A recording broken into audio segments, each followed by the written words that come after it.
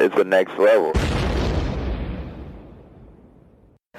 Hey, my name is Ross Marquand, and I play Red Skull. You are listening to Panels to Pixels podcast. Check it out.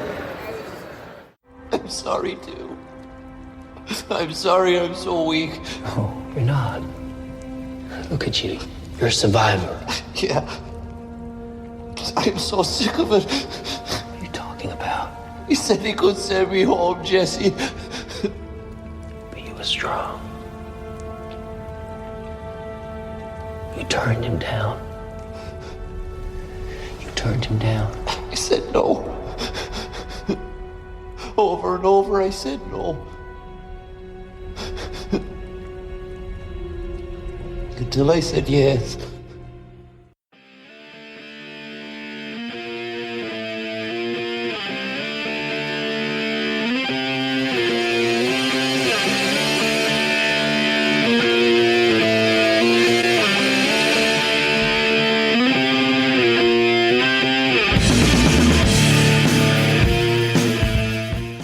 Hey everyone, welcome back to the show. I'm Mark. And I'm Steve. So this week we're covering Preacher Season 4, Episode 9. Overture. And it seems to be pretty much a lot of what's going on, overture, in the show. Yeah. Because it's almost over. We're getting close. This is the pin... What?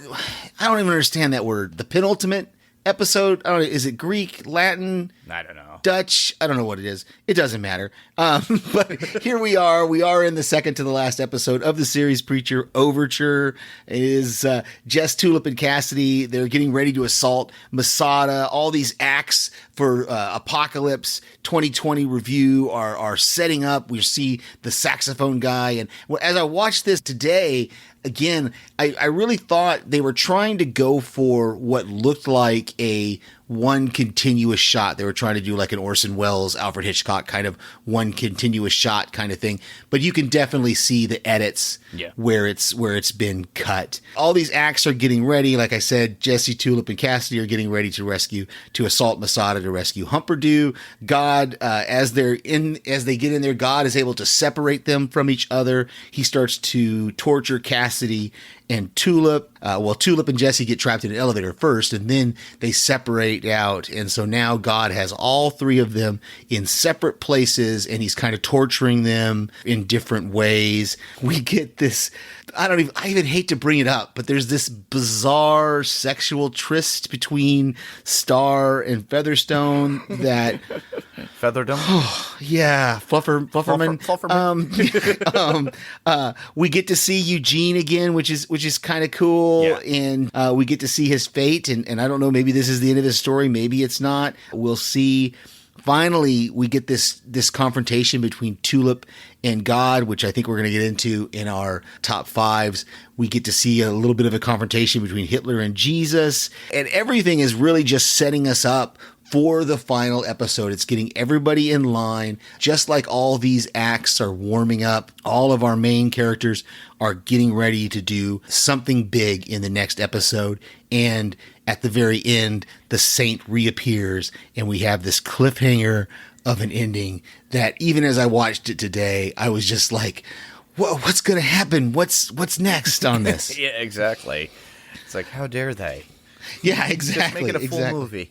Exactly. But so then we'd have to, be like, oh, it's over. We got. I'm really glad we're recording this on Friday night, because now, as soon as we're done, I can pretty much go and I can log into AMC Premiere and watch the final episode and get to see what all happens. Yeah, same here. Definitely I have to watch Fear, and then I have to watch Preacher right after that too. Yep. All right, so with all that information going on, we should get into our top five. Let's go!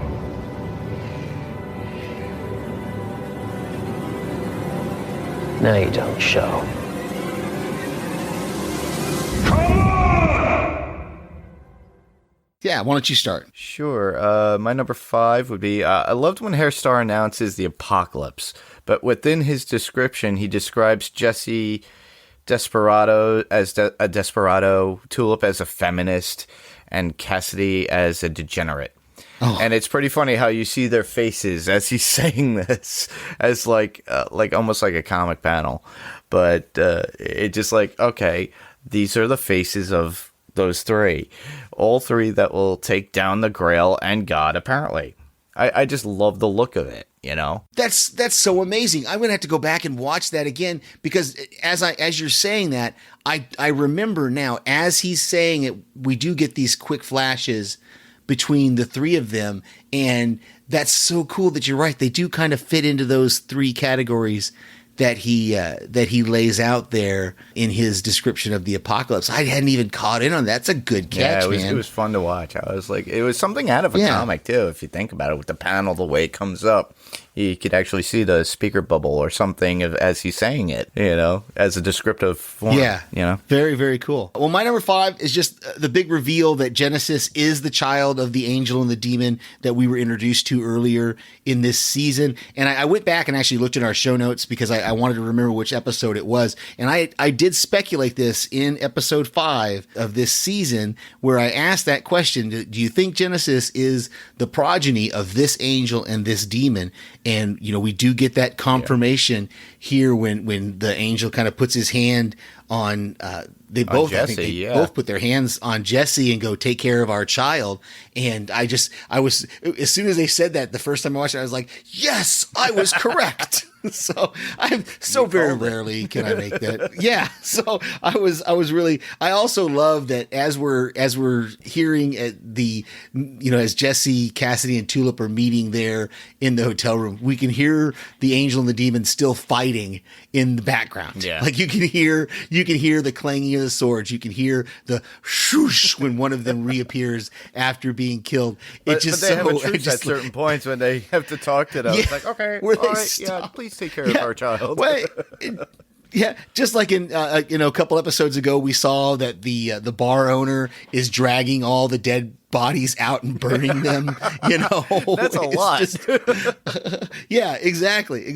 So, but yeah, so that was my number 5. Was just that confirmation that Genesis is the child of this angel and this demon. Yeah, that we definitely, met. and that's pretty cool. I really like that idea. My number 4 would be Jesus's failed attempt to prove to God, especially his show to God his own dance moves.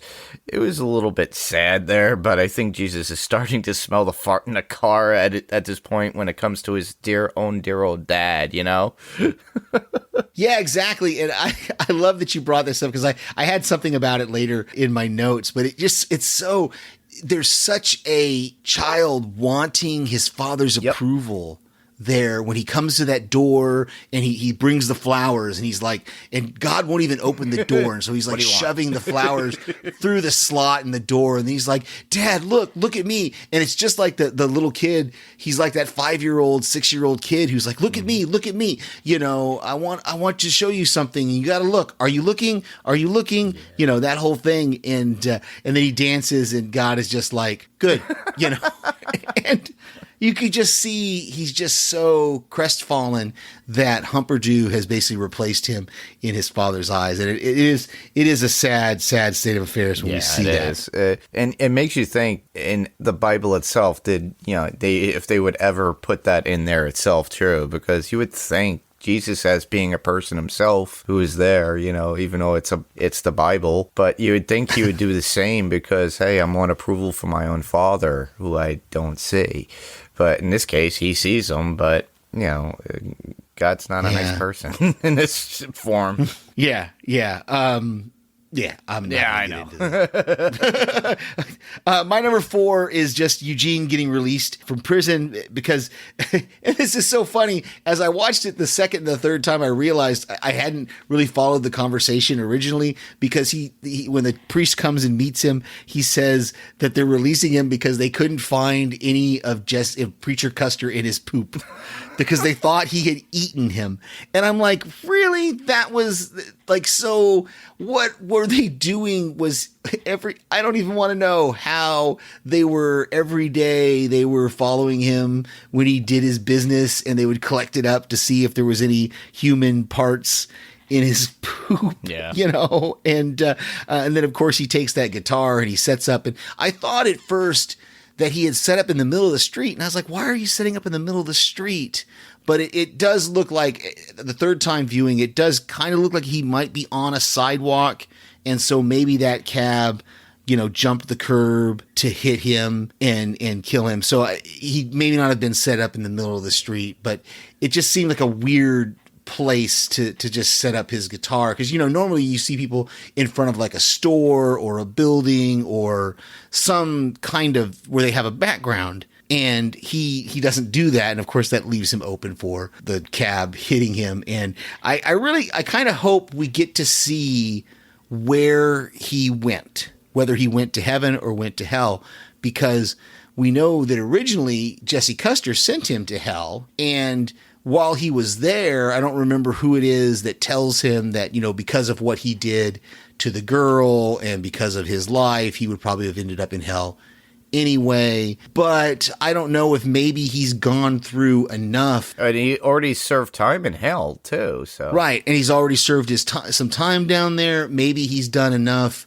to where he can get into heaven. I don't know. So that'll be interesting to see if we see that in the final episode or not. Yeah, same here. I really want to find out what happens to Eugene. Yeah. My number 3 would be Featherstone and Hairstar together, and her wearing that prosthetic fist as a strap-on. I fell down laughing while she was just still clothed and Hairstar was completely naked, and him realizing that there is nothing for him and there is no afterlife for him. He realizes, he can't limit an apocalypse in any way. I don't know what he was believing or thinking, but he did get his features back, his looks and everything, in that weird wig there. Yeah, I had a little bit of this in my notes because I didn't. It just that whole scene is just, it was tough to watch. But as you started talking about it, and as I was thinking about this, I'm kind of surprised. I guess it was because he was so focused on getting his looks back that he didn't make the connection that Hoover 2 died before he was able to send out the corrections. Mm-hmm. And it makes me wonder if he knows that Featherstone is the one who killed Hoover 2. And that's because that was something that happened off script, or off camera. We didn't see the discovery of Hoover 2's body. We didn't see what the fallout from his death was. We didn't see any of that. So we didn't even know until this episode that Hairstar had given him, replacement directions or instructions to send out to the people. So that was an interesting kind of leap for the writers to leave that out of the previous episodes, like not even a hint of it. Yeah. And the fact that Star didn't make that connection until suddenly when he's talking to Featherstone and she's like, no, everybody's going to be dead and we'll be in heaven. And he's like, no, only the hippies and the what does he say? The hippies, the Danes, and the teachers unions, or something like that. So like it's a weird threesome. He picks these weird threesomes to name. Yeah, I think that's what it was. I think he said the hippies, the Danes, and the teachers unions. I was just like, what? Like, you're going to do a surgical strike on the teachers unions? Yeah, right.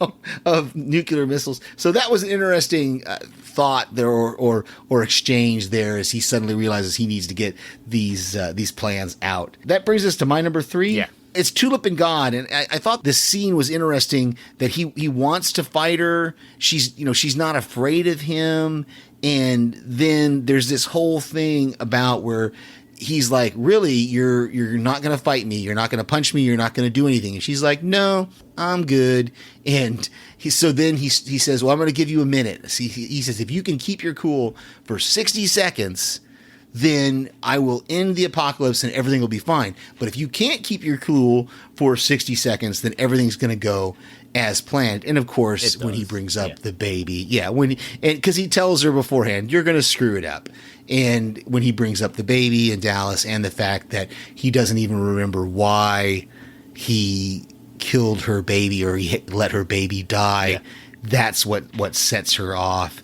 And then she shoots him, and he locks him in that room. And I thought for a minute, that she had died, and that room was like her cell in hell, where she was repeating the same action over and over again of trying to unlock that door. But then, of course, Featherstone comes there at the end and opens the door and leads us to whatever they're going to do in the next episode. Yeah, which actually, too, when you said that, I had this thought, too, because in the next scene after that, that's when God approaches Cassidy, and Cassidy's split. You know, he has no legs, he's half or whatever, and I think it was after he had the conversation with Jesse, and he has the blood, and I'm thinking, is that Tulip's blood? No, I think that was the guy's blood, the guy that he had killed when he walked into the room. I think that's the blood that he had, that he had in that bucket. That's what I thought anyway, but it's we're kind of unclear on the timeline here because we don't know what's occurring because, like you just said, what we see Tulip is in that room with God. They have their little fight, and then it cuts to Jesse crawling or the elevator turning back on, which we're assuming that happened after the fight after God locks Tulip in the room, and then Jesse comes out of the elevator. He finds Cassidy. God knocks him out. He finds Cassidy and they have that whole conversation where Cassidy admits to him that he kept saying no until he finally said yes. And then that's when God hits Jesse, hits him over the head with Cassidy's leg. At least that's the only thing I assume that he used to hit Jesse was Cassidy's own leg and knock him out and then drag him away after he pours the blood from the bucket into Cassidy's mouth. Because then the next time we see Cassidy, he's fully restored and he's there in Humperdoo's room. Yeah, he's there to take care of Humperdoo. Yeah, exactly. He's there to protect. I'm assuming and I'm assuming the deal he made with God was that he would protect Humperdoo so that he can do his dance to kick off the apocalypse. Yeah, and that would lead me to my number 2. Yes, your number 2. Basically, it was sad to see that Cassidy had fallen into God's plan. God basically tempted him with all that information, his past, bringing back, a real life to Cassidy, but then he was ripped in half by God to get information based on on the desires for a real life. Yeah, it was sad to see Cassidy break. Of all people breaking, I didn't think it would be Cassidy. I thought it would be Tulip, but we actually did see Tulip break because he gave her that 60 seconds. Oh yeah, he breaks. I mean, he breaks all of them. Did he break Jesse, do you think? I think he broke Jesse when he brought him back to life. Okay, I could see that, I guess. But I mean, in last episode, in this, he brings him up and right. He goes, but in this scene, here, when we're dealing with these three, there's Cassidy says he said no, until he said yes, and then and Tulip, she breaks there at the end and shoots God. But I think I want to say Jesse held strong because that's really kind of my number 2 is Jesse and God. And it's that fact that God kept telling him to try to use the voice on him and Jesse wouldn't do it. And it sounded to me like God was trying to use the voice on Jesse, but he was unsuccessful at it because he kept telling Jesse to do it. And then he tells Jesse to give him Genesis and Jesse won't do it. And that's where I say, I think Jesse, okay, I can kind of see where you're saying that he broke him when he raised him from the dead and bit out his eye. But that gave him a resolve that in this scene, he didn't break because he didn't release Genesis.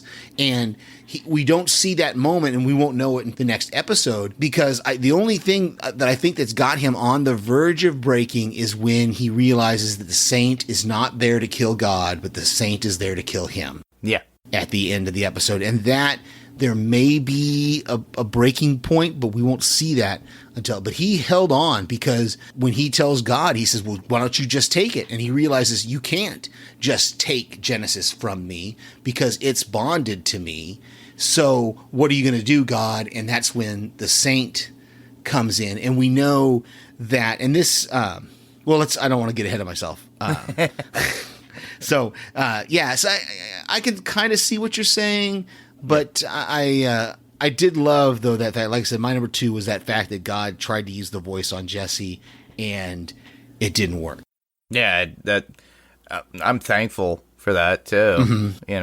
I think he had his first test before Tulip and Cassidy last episode, and then like you said, he had a resolve, and then he was able to stand up. Right. But it ended, obviously, in a big battle that is going to continue. Right. So my number one would be, well, that ending, Cassidy breaking down and telling Jesse that he was not strong. You know, that really took me, that whole Cassidy scene. But whose blood was on that? And we talked about that already. Then Jesse with God and the church. And it was pretty much a closing to a standoff. But, you know, we don't see it until next week, everybody. Right. And then God's voice and possibly Genesis. But, you know, we see Tulip trapped in the room, but, you know, Flufferman gets her out. So I'm like, oh, what's going to happen? What's going to happen? I'm still on my edge. Yeah. Yeah, I really wanted to. I really wished that we could have gone to the last episode just to see what's happening, but obviously we had to wait a week, and that leads right into my number one, which is the Saint finally answering Jesse's call, and we realize that's who Jesse's been trying to call through the whole episode. At the very beginning of the episode, he's calling for help, and nothing's happening, and he's like, "Great, you're not now. You don't answer, or now you something like that," and then he walks away, and we're kind of like, "Well, who's he talking to?" And then there at the end, when he calls out again, he calls out for help, and we see the crows and we hear the crows, and then the Saint comes in, and then he and God had this little conversation, and there's a backstory there between God and the Saint that makes me wonder if there's more to the Saint than just being this Civil War general who caused all these deaths at Gettysburg. I think, and I wonder if he's Cain. Because at the beginning of the episode, remember when we cut to he Humperdew, talks about Cain and Abel. He's talking about Cain and Abel in the dressing room with Humperdew. And so, and I know that there is some mythology and lore regarding Cain as kind of a saint of killers, as being the first murderer, being kind of a saint of killers. So I wonder if we're going to find out in the last episode that the saint of killers is not just this Civil War general, that he's also Cain from the original Cain and Abel. Yeah, that's a good insight. Like a fallen angel, but just reincarnated into this... Yeah, or maybe some kind of an immortal who, at whatever point he got sent to hell, we don't know what was the... It just, we're not sure. Say much. No, we don't get a lot out of him, and it's just one of those things that it wasn't until the second or I think the third watch that I kind of picked up on that, and I was like, why is God? Why? And I think it was in the second watch that I was like, why is God telling this story about Cain? Yeah, where did that come from out of the blue? And then it's in the third watch that I went, wait a minute. He's talking about Cain, and then at the end of the episode, we get the idea, we get the statement from God that they've known each other for a long time. And so that's when I put that together. So you may be right. We'll see. Do you want to do quotes, or do you want to go to our notes first? We could go to notes. Okay. Why don't we just go back and forth on notes? I think we both got 3 or 4. Well, the first one I'll start off would be Jesse in the beginning when he moves the patch over his eye. That was really badass, but it was really gnarly looking. Looks like he wants to get things done with that one image, like a superhero just taking form or something. I love that superhero look and going to action. Yeah, that was a great scene, and similar to it, one of my notes here is that opening with Jesus and Humperdew, and he's got the cupcakes and he stains Jesus' robe, and we already talked about Jesus trying to impress God there later on, but just that whole interaction between, and Tyson Ritter plays those dual roles so well that you see the complete transformation between Jesus, and they got the false teeth. I'm assuming that the Humperdew teeth are false. Oh, definitely. And how he does that with his eye, I don't know. Maybe he has a lazy eye and he pushes it, or... It's crazy, yeah. I don't know. I think he's really good. He's a good actor. Yeah. The other note I had would be, I was sad about Jesus having to resort to being laughed at because he thought he was something to God, then reduced to being the photographer for Humperdew. Yeah. Everybody else who's a fan. And I think he started to realize his place and where he's just there as a showpiece on occasion, but he's not the favorite son. Yeah. Yeah, well, I'm not going to go that. We already talked about the sex scene, and just that I think we're still going to get.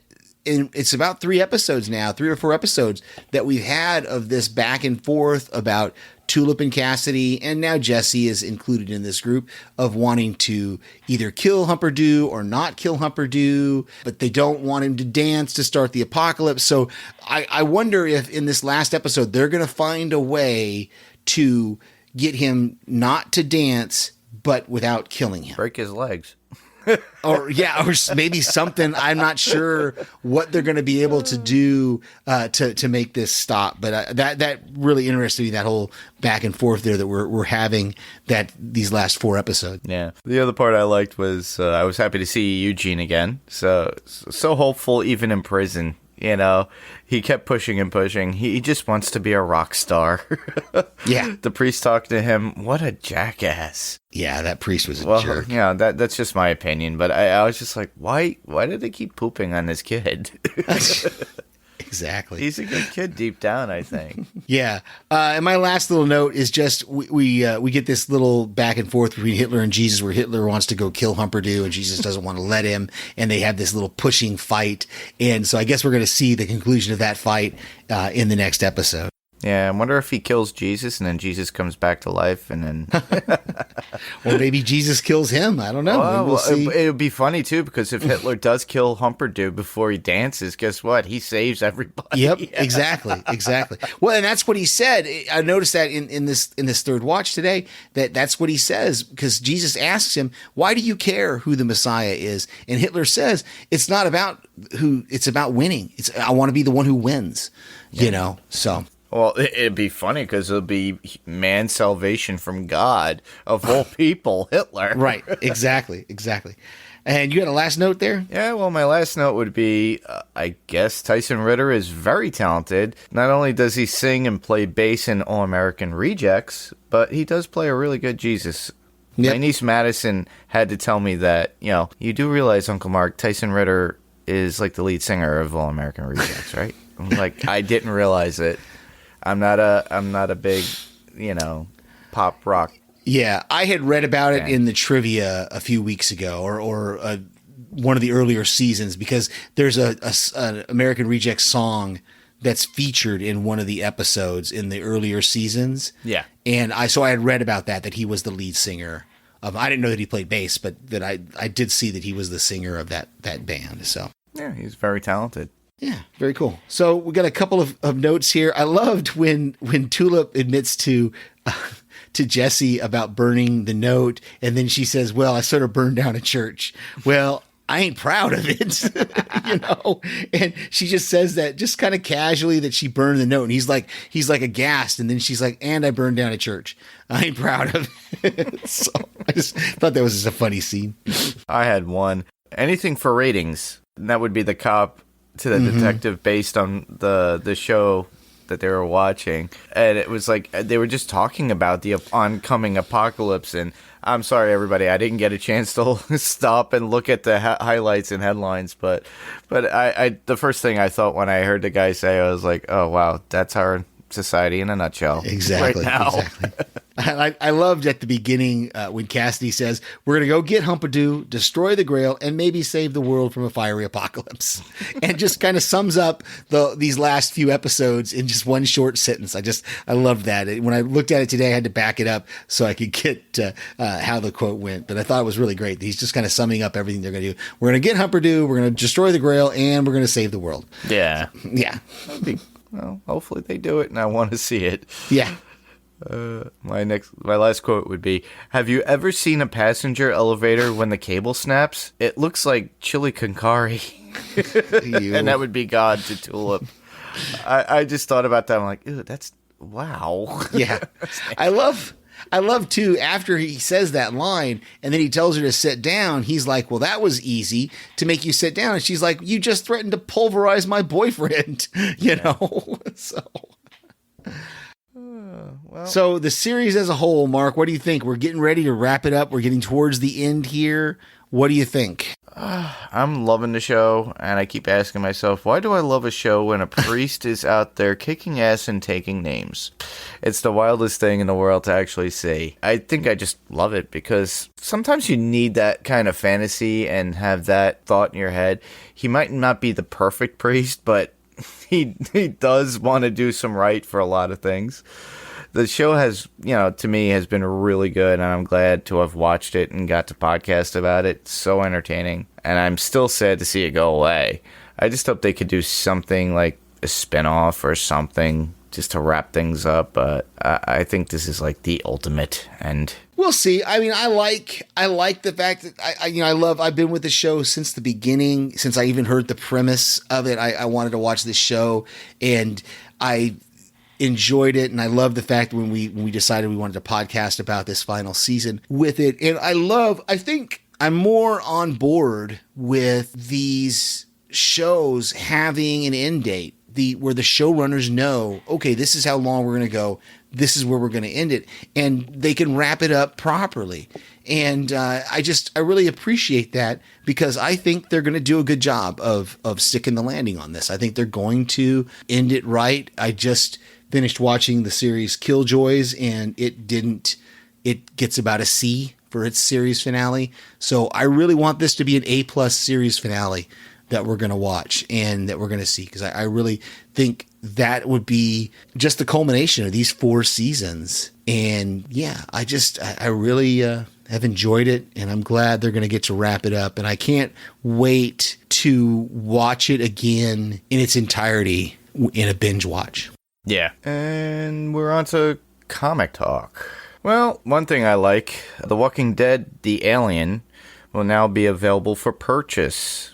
Finally, a physical copy will be available come November 23rd. Originally, when it first came out, it was pay as you want for the comic digitally, and that's how you got it, was only digitally. Now they're going to actually put it together in a physical comic form for you to buy. So I'm hoping they're going to do some other spin-offs like this just to keep The Walking Dead, in comic form in some way. So I have the digital copy. I'm looking forward to picking up a physical copy. Yeah, copy.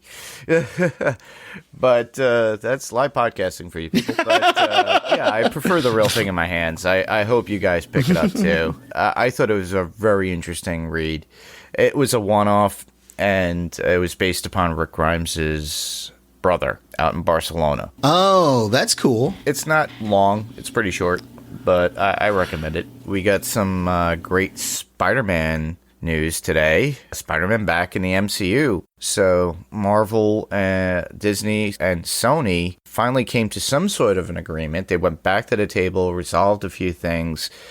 And instead of the traditional 5% that they were going to get, instead of the crazy amount of 50-50, and the reasoning behind that whole 50-50 and the reason why Sony was like, no, because it put Marvel/Disney in a way of taking ownership in some way of Spider-Man. So they agreed to a 25% where, Marvel Disney would make some money off of it. One Spider-Man film that would be equated with the MCU, that it would be Sony driven, obviously. So it would be like Homecoming, Far From Home, and whatever this third installment is, but still relative to the Marvel Universe. And then an appearance in another Marvel film. So you will get to see Spider-Man for 2 more from according to this contract, which I'm happy about. But I'm pretty sure there was this whole battling and arguing about, it's like, well, if he leaves the MCU, how did he talk about how he got his costumes? How did he talk about Happy or Stark? Mm-hmm. What do they say in the Marvel Universe regarding Spider-Man? And now that Nick Fury or Talos was involved in Far From Home, how does that work out? I think it's all loose ends on both parties. But the benefit to this is that, if Sony wants to go further with their Spider-Verse, and I think they're actually going to do it and put Spider-Man in the next Venom movie in some way, and maybe Morbius, which I think would be pretty cool, which will give Tom Holland some work. So I'm happy about this. A lot of people are, I really want to just, honestly, it gives Sony a little bit of an edge, and it gives Marvel a bit of an edge, and I think together, if they work together, they'll come together and make something good of it. It'd be far better than what we got from Tobey Maguire, which was a great start off. The third movie wasn't I was not a huge fan of it at all. The first two I loved. The Garfield era, I thought it was very challenging and different, but I love Tom Holland as the character, and he just brings a youthful aspect to the character of Peter Parker and as Spider-Man. And I really don't want to see them recast anything or have to reboot, and I'm getting tired of it. Just continue on. So I'm hoping this will look out for the best. But the next part I would have would be, this is not really comic news, but news I love. And I'm a huge Jurassic Park fan and Jurassic World fan. So now we get Sam Neill, Laura Dern, and Jeff Goldblum for the next Jurassic World film. Nice. And but they're not as cameos. They're actually going to be as co-stars in the film with Chris Pratt and what was it, Bryson Dallas Howard? Bryce Dallas Howard, yes. Yeah, Ron Howard's daughter. Yeah, so I think that's extremely awesome. And I don't know if you guys watched the Battle of Big Rock. It was on FX. Now it's on YouTube, so I suggest everybody go watch that. I was really excited to see just an 8-minute version, but it was done very well. A lot of people nitpicked it, but I loved it. Yeah, I haven't had a chance to watch it yet. I want to, though. I will. So yeah, it's free. It's on YouTube. You can watch it. Very cool. If a lot of you guys don't know, they got the idea and a concept for that little short from one of the comics that they put out for Jurassic Park back in the 90s, I believe so. Well, we didn't have any feedback this week, but if you do want to submit your feedback to us, we can be heard on Spotify, Google Play, Apple iTunes, or whatever podcast player of choice that you use. If ratings are available, give us a 5-star rating or a review. Tell all your friends about us. Spread the word. Panels to Pixels is out here, and we love to hear from our listeners. We have a new website. It is www.panelstopixelspodcast.com. Right now, that will redirect you to our Facebook page, which is facebook.com/panelstopixels, or you can email us at panelstopixels1@gmail.com. That's panelstopixels1. The 2 is spelled out, T-O, right there in the middle, and the number 1 at the end, at gmail.com. Or you can give us a call and leave a voicemail, 845-350-2095. That's 845-350-2095. And as always, these ways to get in touch with us will be in our show notes. Definitely. And we will read whatever you write, and we will definitely play your voicemail if you like. So send them in. We're here. And you could hear us on various formats. You could hear Steve right here, of course, but he also likes to submit feedback to various other podcasts, and I always look forward to hearing Steve's voice on other feedback on other people's podcasts, because it's amazing. He comes up with so many different insights, and we enjoy listening to them. And you could also hear me on the Walking Dead Talk Through with Brian Malash and Kyle at the moment, and we're doing Fear the Walking Dead. That's going to be ending soon as well. And not many people are happy about it, but we enjoy having a good time talking about it and coming up with some fun things to talk about regardless.